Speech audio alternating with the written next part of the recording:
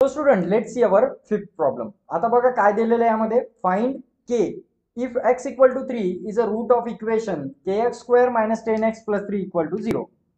म्हणजे आता काय सांगितलं बघा, क्वाड्रॅटिक इक्वेशन दिलेलं आहे, रूट सुद्धा दिलेलं आहे, x ची व्हॅल्यू दिलेली आहे आणि क्वाड्रॅटिक इक्वेशनही दिलेलं आहे. पण यामध्ये काय दिलंय, फाइंड के.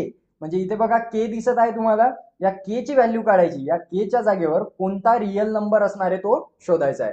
तर बघा पहिले आपण काय करणार, खूप सिंपल एक्झाम्पल आहे, इक्वेशन लिहून घेऊ.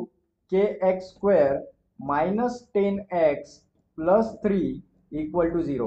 बघा इक्वेशन लिहून घ्यायचं आणि काहीच करायचं नाही, फक्त ही व्हॅल्यू याच्यात पुट करायची. तर आता मी लिहिणार पुट x इक्वल टू 3.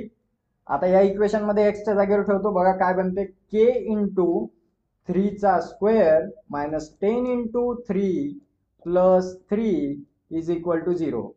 आता k इंटू 3 चा स्क्वेअर म्हणजे 3 चा स्क्वेअर होतो 9, k multiply by 9 minus 10 into 3, 10 3 जा 30 प्लस 3 इक्वल टू 0. बघा आता k9 म्हणजे मी याला 9k असं पण म्हणू शकतो.